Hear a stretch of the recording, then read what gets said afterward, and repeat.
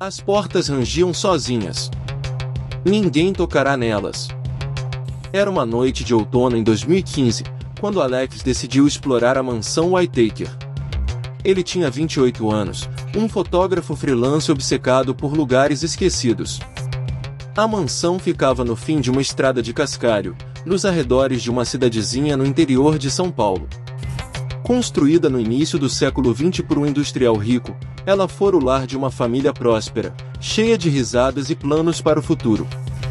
Agora, só restavam ecos e poeira, como se o tempo tivesse congelado um momento de tragédia. Alex ouvirá as histórias na internet, em fóruns obscuros dedicados a mistérios locais. Diziam que os Whittaker sumiram de repente, em 1972. Nenhuma explicação oficial. A polícia local arquivara o caso como abandono voluntário, talvez para evitar escândalos em uma comunidade pequena onde todos se conheciam. Mas Alex sentia algo mais profundo, uma atração irresistível por esses vazios que ecoavam suas próprias perdas. Ele carregava sua câmera, uma lanterna e um caderno para anotar impressões. O ar já cheirava a umidade velha quando ele parou o carro, o motor silenciando como um suspiro. Folhas secas estalavam sob seus pés, criando um tapete crocante que parecia sussurrar segredos. A fachada da mansão se erguia como uma sombra alta, janelas quebradas como olhos vazios que observavam sua chegada. Ele respirou fundo, sentindo o peito apertar com uma mistura de excitação e apreensão. O silêncio era pesado, interrompido só pelo vento nas árvores, que balançavam como sentinelas antigas. Alex sempre fora assim, atraído pelo vazio, pelos lugares que o mundo esquecera. Sua mãe morrera jovem, quando ele tinha apenas 10 anos, deixando-o com memórias fragmentadas de uma casa que outrora fora cheia de vida. O pai, absorto no trabalho, nunca preencheu o buraco, e o silêncio se instalara como um hóspede permanente. Talvez por isso ele buscasse respostas em ruínas, imaginando que nelas pudesse encontrar pedaços de si mesmo perdidos. Ele empurrou o portão enferrujado, que rangeu alto, ecoando na escuridão como um aviso não verbalizado. Dentro, o saguão principal o recebeu com um cheiro de mofo e algo metálico, talvez ferrugem ou algo mais sinistro. Poeira dançava na luz fraca do luar que entrava pelas frestas das cortinas rasgadas, criando padrões etéreos no ar estagnado. Móveis cobertos por lençóis amarelados pareciam fantasmas adormecidos, formas indistintas que podiam ser sofás ou berços abandonados. Alex tirou fotos, cada clique da câmera parecendo violar o silêncio sagrado do lugar, como se estivesse acordando algo que dormia há décadas. Ele subiu a escada devagar, os degraus gemendo sob seu peso como ossos velhos se queixando. No andar de cima, quartos vazios se estendiam como celas de um manicômio esquecido. Camas desfeitas, lençóis embolados como se alguém tivesse saído às pressas, deixando para trás o caos de uma noite interrompida. Ele encontrou um armário entreaberto, a porta rangendo levemente ao toque. Dentro, roupas antigas penduradas em cabides tortos, um vestido de noiva mofado, com rendas que outrora foram brancas e agora carregavam manchas de tempo, ternos puídos que sugeriam uma era de prosperidade perdida. Seu coração acelerou um pouco. Não era medo ainda, mas uma curiosidade misturada com um desconforto sutil, como se estivesse invadindo a intimidade de almas que ainda pairavam ali. Ele continuou explorando, os passos ecoando no corredor estreito, guiado pelo feixe trêmulo da lanterna. O corredor levava a uma biblioteca, um santuário de conhecimento agora profanado. Livros caídos no chão, páginas amareladas e mordidas por roedores, títulos empoeirados sobre história local e finanças industriais. Alex se agachou para pegar um volume que chamara sua atenção, sua capa de couro rachada como pele envelhecida. Era um diário, datado de 1971, as letras trêmulas, como se escritas por mãos nervosas em meio a uma tempestade emocional. Ele leu a primeira página à luz da lanterna, a chama dançando e projetando sombras que pareciam se mover sozinhas. Eles me olham diferente agora. Meu marido, as crianças. Sinto que algo quebrou dentro de casa, uma rachadura invisível que se alastra como veneno. Alex sentiu um arrepio percorrer sua espinha. O ar ali era mais frio, como se a mansão respirasse devagar, exalando o frio da solidão. Ele sentou no chão poeirento, ignorando a sujeira que se infiltrava em suas roupas, e virou as páginas com cuidado, como se temesse que o diário se desfizesse em suas mãos. O diário pertencia a Helena Whittaker, esposa do dono da fábrica, uma mulher que outrora fora descrita em jornais locais como a perfeita dona de casa. Ela descrevia noites insones, passadas acordada ouvindo sussurros no escuro que pareciam vir das paredes. O silêncio da casa é pior que gritos. Ele me engole, me faz questionar minha sanidade. Alex pausou, o texto ressoando em sua própria história. Sua própria casa fora assim, após a morte da mãe. Um silêncio que sufocava, onde cada rangido da madeira era um lembrete da ausência. Ele se lembrou de noites em que se escondia debaixo das cobertas, imaginando que o vazio era uma entidade viva, pronta para engoli-lo. Ele continuou lendo, mergulhando mais fundo nas confissões de Helena. Ela falava de brigas crescentes, o marido, Victor, perdendo dinheiro na fábrica devido a uma crise econômica que assolava o país na época.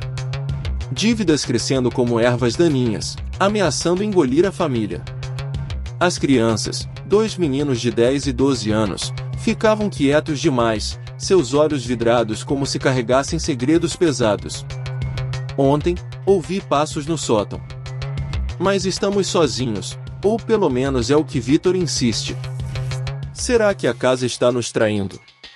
Alex olhou para o teto, o coração batendo um pouco mais rápido. Nada além de teias de aranha penduradas como véus fúnebres.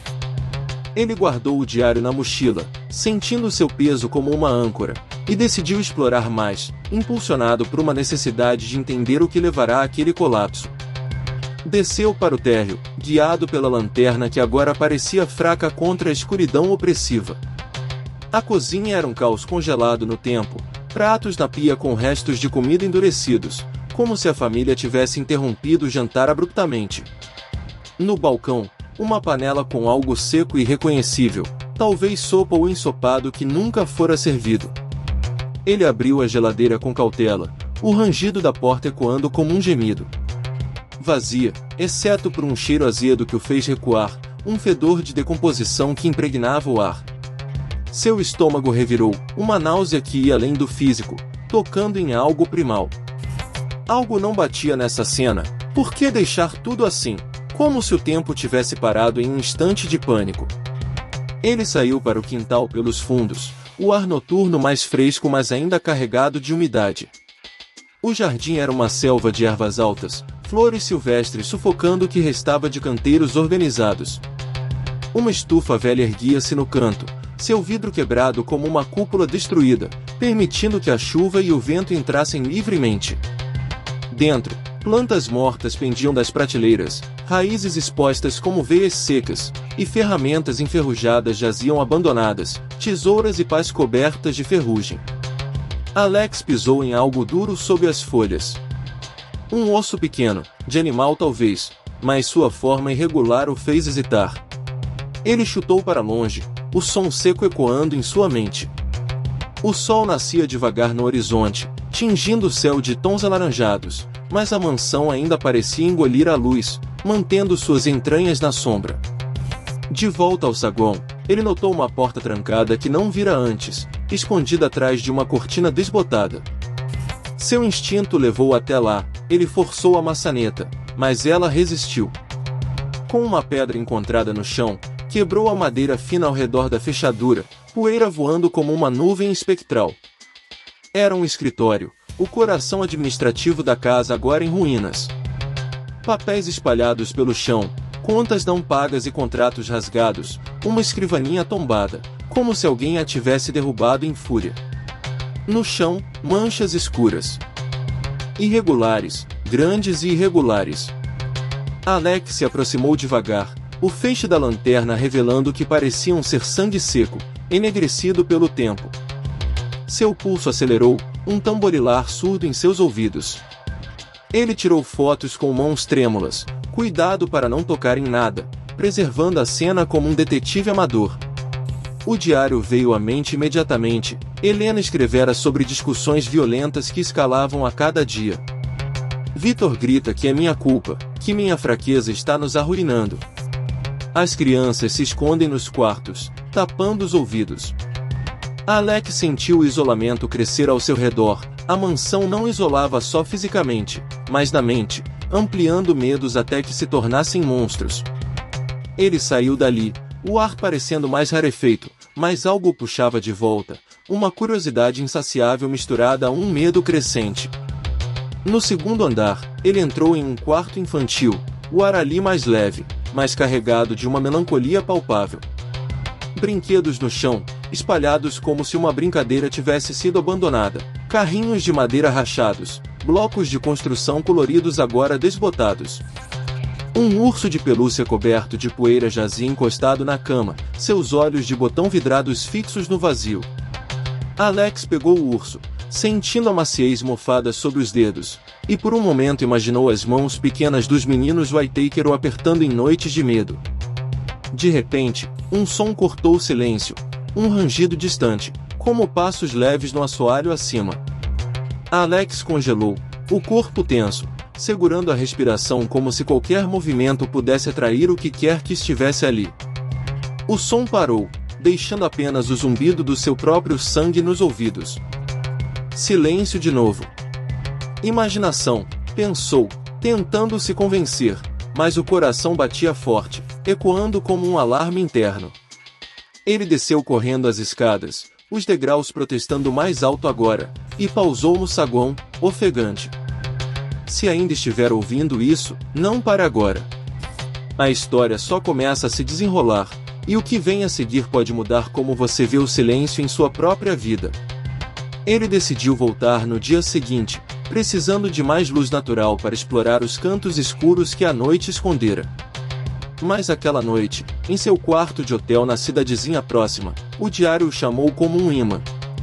Sob a luz fraca do abajur, ele leu mais entradas, cada uma aprofundando a espiral de desespero de Helena. Ela descrevia a paranoia crescente. Sinto olhos me seguindo pelas paredes, como se a casa tivesse ganhado vida e nos julgasse. Vitor diz que estou louca, que as dívidas estão me enlouquecendo, mas ouvi batidas no porão esta noite, ritmadas como um coração enterrado. Alex imaginou a mansão viva, paredes pulsando com memórias não ditas, e se perguntou se sua própria casa, após a morte da mãe, não havia sido assim, um lugar onde o silêncio se transformava em sussurros acusadores. Ele se lembrou de exemplos de sua infância, noites em que o pai trabalhava até tarde, deixando-o sozinho com o tic-tac do relógio, cada som amplificado em monstros imaginários. Dormiu mal, sonhos agitados com sombras que se estendiam das paredes, rangidos que se transformavam em vozes sussurrando seu nome. No dia seguinte, o sol de outono filtrava pelas árvores, mas Alex sentia um peso no peito ao retornar. Ele chamou um amigo, Marco, para acompanhá-lo, precisando de uma perspectiva externa para ancorar sua imaginação fértil. Marco era cético por natureza, um engenheiro de 30 anos que ria de lendas urbanas e preferia fatos a fantasias. É só uma casa velha, Alex. Provavelmente os Whittaker fugiram de credores e pronto, disse ele ao entrarem, sua voz ecoando confiante no saguão. Mas o ar parecia mais pesado daquela vez, como se a mansão soubesse da intrusão dupla e reagisse com uma pressão sutil. Marco brincou com a lanterna de Alex, acendendo e apagando para aliviar a tensão. Vamos ao porão primeiro, acabar com isso de uma vez.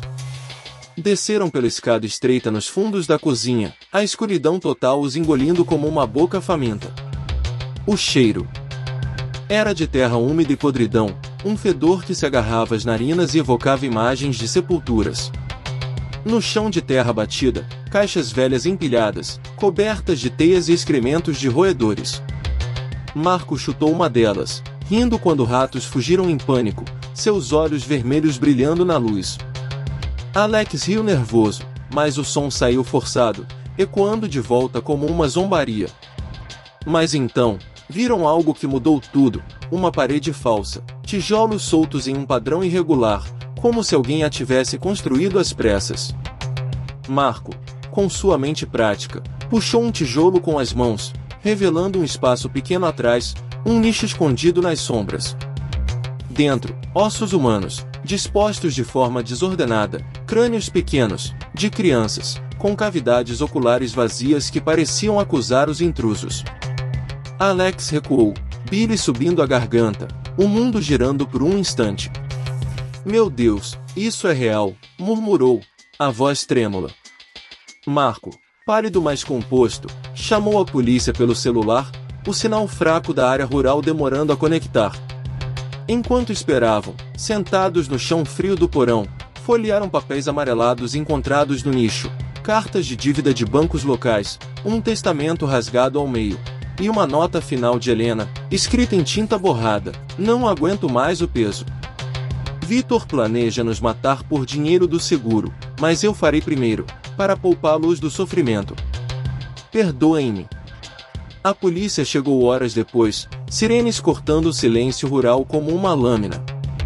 Isolaram a mansão com fitas amarelas, transformando o lugar em uma cena de crime oficial. Alex e Marco deram depoimentos detalhados, descrevendo cada achado, cada sensação. Os ossos foram identificados como pertencentes aos meninos Whittaker, mortos em 1972 por asfixia, provavelmente com travesseiros ou mãos trêmulas. Vitor sumira, Helena também, mas agora as evidências apontavam para uma tragédia interna, culpa, loucura alimentada pelo isolamento. A mansão guardara o segredo por décadas, suas paredes absorvendo o horror como uma esponja. Alex sentiu o peso esmagador disso tudo, refletindo sobre como o isolamento pode transformar uma família em uma prisão. Ele pensou em exemplos históricos que lera, famílias isoladas em fazendas remotas, onde brigas por terra levavam à violência, ou casos de true crime onde o silêncio rural escondia abusos por anos. Noite após noite, ele sonhava com a casa, passos ecoando em corredores infinitos, sussurros de Helena pedindo ajuda. Se você está sentindo esse frio na espinha, alguém precisa ouvir isso também, compartilhar para que o silêncio não nos consuma como consumiu eles. Meses se passaram em uma névoa de investigações. A polícia reabriu o caso com fervor, vasculhando arquivos antigos e entrevistando vizinhos que ainda viviam na área. Encontraram Vitor vivo, em uma cidade vizinha, idoso e amnésico, vivendo em um asilo modesto. Sob hipnose e questionamentos persistentes, ele confessou fragmentos. Helena, pressionada pelas dívidas e pelo medo de perder tudo, matara as crianças em um surto de desespero, culpando por tudo. Depois, se enforcara no porão, deixando o corpo para trás. Vitor fugira, aterrorizado e culpado, deixando a mansão como um túmulo vivo. Mas Alex não parava de voltar à mansão em pensamentos, mesmo após sua demolição meses depois. As máquinas pesadas reduziram as paredes a entulhos, mas as fotos que ele tirara mantinham viva em sua mente e em seu portfólio. Ele via ecos de Helena em sua mãe, o silêncio opressivo em sua própria vida solitária. O trauma não some com o tempo, ele persiste, como ecos em paredes vazias, esperando para ser confrontado. Alex começou a escrever sobre isso, transformando a experiência em artigos para revistas de mistérios, adicionando reflexões sobre como o isolamento psicológico pode corroer laços familiares. Ele citava exemplos de sua pesquisa, o caso de uma família em Minas Gerais, onde dívidas semelhantes levaram a um duplo homicídio em 1980, ou histórias internacionais, como a de mansões assombradas na Europa, onde segredos familiares se revelavam em diários escondidos. Se quiser saber o que veio depois na vida de Alex, siga essa jornada. Mas cuidado com o que vai encontrar nas sombras da sua própria casa, nos silêncios que preenchem suas noites. A mansão Whittaker não era só pedras e madeira. Era um espelho de medos humanos profundos, culpa que corrói devagar, silêncio que sufoca como uma mão invisível, transformando amor em algo irreconhecível. Alex ainda ouve rangidos à noite, em seu apartamento na cidade grande, e se pergunta se o passado realmente morre ou apenas se esconde, esperando o momento certo para render novamente. E você, ouve algo no silêncio da sua casa? Talvez seja a hora de escutar mais de perto, antes que os ecos se tornem gritos.